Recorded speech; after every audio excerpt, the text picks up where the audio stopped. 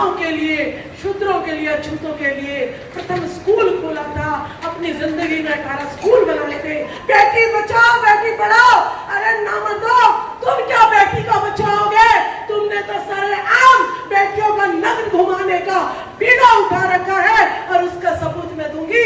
जंतर मंतर पर जानी मानी पहलवान कई महीनों तक धरना देती रही, लेकिन उस बृजभूषण का बाल बाका भी नहीं हुआ। और बृजभूषण पार्लियामेंट में प्रधानमंत्री के साथ बैठा है। यानी बलात्कारियों को, बेटियों के जिस्म को नोचने वालों तो तुम अपने पीछे बिठा के रखते हो, अपना संरक्षण देते हो। और मैं कहूंगी कि बेटी बचाओ बेटी पढ़ाओ। जय भारत, जय संविधान, जय संविधान, जय भारत।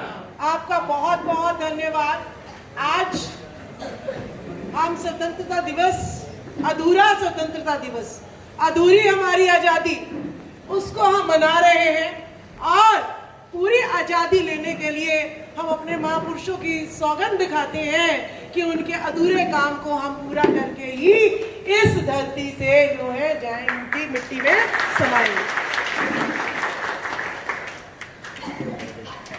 मैं आपसे कहना चाहूंगी कि ये आपको जो शख्सियत नजर आ रही है, ये आपको डकैत दिख रही है चेहरे से या फूल की तरह मासूम दिख रही है, ये आप बताएंगे मुझे।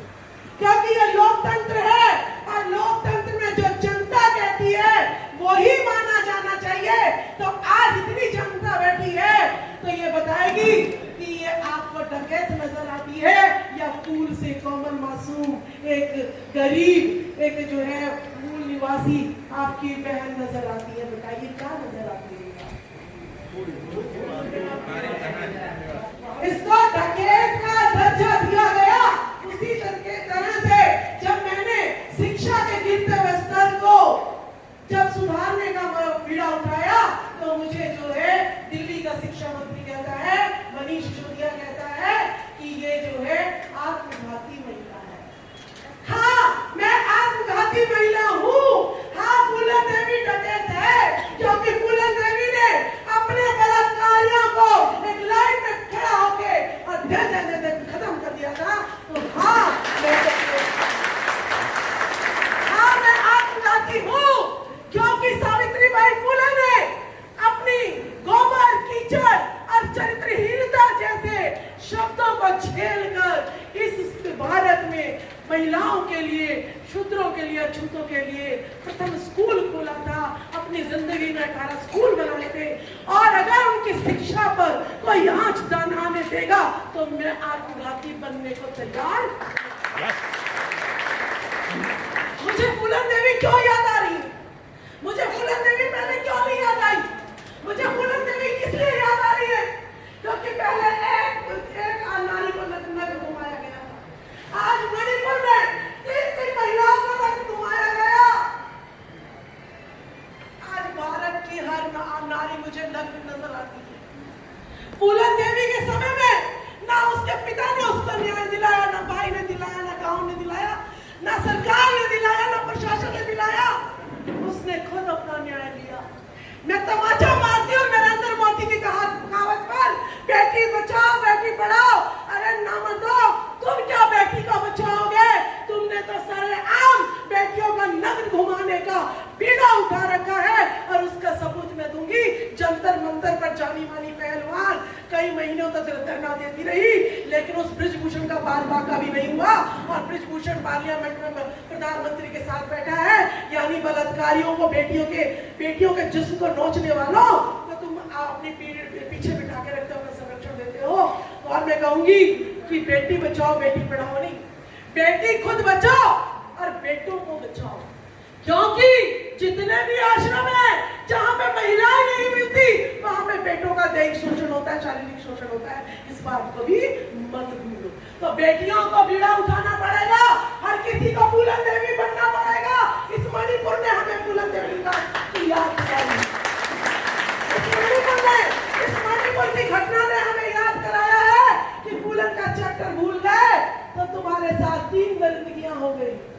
और अगर इस मणिपुर की घटना को भी भूल जाओगे तो तुम्हारी बहन बेटियों को उन्होंने हिंदू राष्ट्र का आपको नमूना दिखा दिया है कि जिसका पति सरहद पर देश की रक्षा कर सकता है, लेकिन वो अपनी बीवी की रक्षा नहीं कर सकता है। ये उन्होंने आपको नमूना दिखा दिया है। तो मेरी बहनों, क्या चाहती हो कि आप अपने सर ना ढक सको? क्या आप चाहती हो कि एक रुमाल के लिए, एक रुमाल की चुन्नी के लिए भी आपको स्तन टैक्स दोबारा देना पड़े? क्या आप चाहती हो कि शादी के बाद 3 दिन या बाप नीच ब्राह्मणों के घर, आपको जो है क्षत्रियों के घर पर 3 दिन उनके हवस का शिकार दोबारा से होना पड़े? क्या आप ये चाहती हो? और अगर आप ये नहीं चाहती हो तो मैं अपनी माहियों को भी चलाना चाहती हूँ कि वीरांगना फूलन देवी नहीं है, ये वीर फूलन देवी है, क्योंकि मर्दों ने तो चूड़ी डाल रखी है, लेकिन यस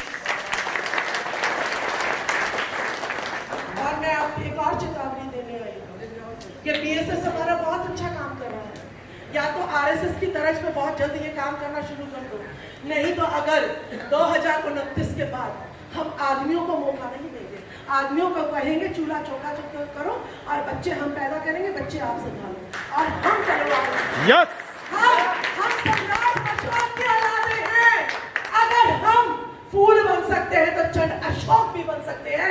ये जमाने को दिखा के रहेंगे। अब हमारी इज्जत पर कोई हाथ डालेगा तो बार बार फूलन देवी जन्म लेगी, 100 बार फूलन देवी जन्म लेगी।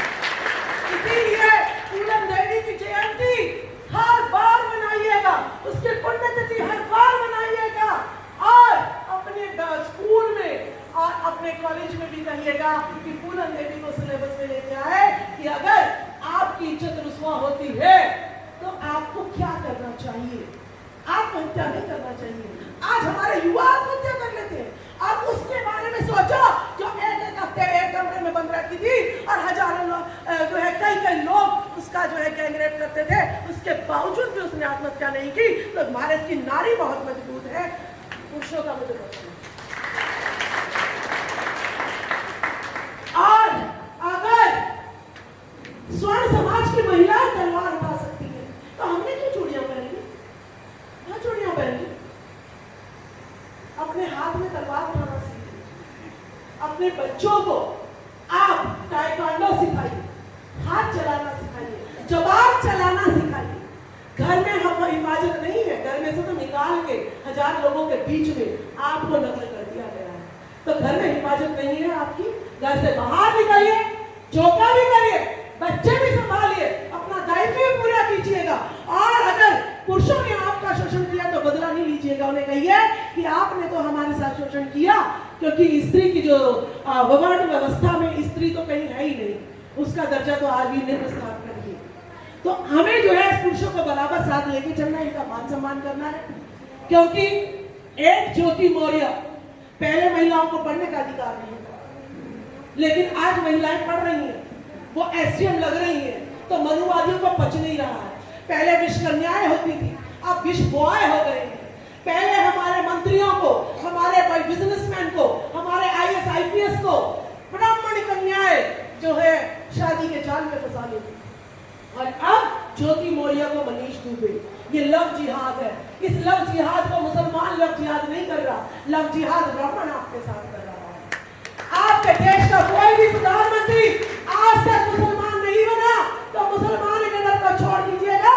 ब्राह्मण जो है बार बार स्वर्णवादी आपके प्रधानमंत्री बन रहे हैं, तो सबसे बड़ा दुश्मन आपका ब्राह्मण है। इसको दरकिनार कर दीजिएगा, महिलाओं को जागरूक कीजिएगा। आश्रमों में सबसे ज्यादा शोषण, सुंदर औरत दिखी नहीं, तहखाने बनाए और उसको वस्त्रों पर लिटाया। क्यों अपना शोषण करा रही है? और नॉर्मल जो औरतें हैं वो खेतों में काम कर रही है, कोई रोटियां बना रही है, कोई उनका अनाज साफ कर रही है। अरे अपने घर में 4 गाली सहेंगे, लेकिन अपने घर में ईंट लगाएंगे तो अपना घर मजबूत होएगा। और बाबाओं के घर को मजबूत करेंगे तो आपके भविष्य को, आपके आने वाले युवा की नौकरी को और आपकी शिक्षा का स्तर बिल्कुल जो है खत्म हो चुका है। तो बचा लीजिएगा मेरे भारत की विरासत को, जो है बचा लीजिएगा। एक मैंने छोटी सी बात लिखी है, ये कह के मैं, कोई लौटा दे मेरे भारत का अमन, कोई लौटा दे मेरे भारत का अमन, कोई बसा दे मेरे भारत का उजड़ा चमन। सोने की चिड़िया था सम्राट अशोक के समय, सोने की चिड़िया था सम्राट अशोक के समय, मनु की जाति व्यवस्था सा खंडित है इस समय। कोई लौटा दे मेरे भारत का अमन, कोई बसा दे मेरे भारत का उजड़ा चमन। समतावादी विश्व गुरु था गौतम बुद्ध के समय, मनुस्मृति की विषमताओं सा उबड़ खाबड़ है इस समय, कोई लौटा दे मेरे भारत का अमन। शिक्षा से ओतप्रोत कुप्रथाओं से परे था फूले दंपत्ति के समय, अशिक्षा धार्मिक दंगों बेरोजगारी से ग्रसित है इस समय, कोई लौटा दे मेरे भारत का अमन, कोई बसा दे मेरे भारत का उजड़ा चमन। संविधान के तहत हक अधिकार थे बाबा साहब अम्बेडकर के समय, मनुस्मृति ने छीन लिए पूर्वजों का कार्य इस समय।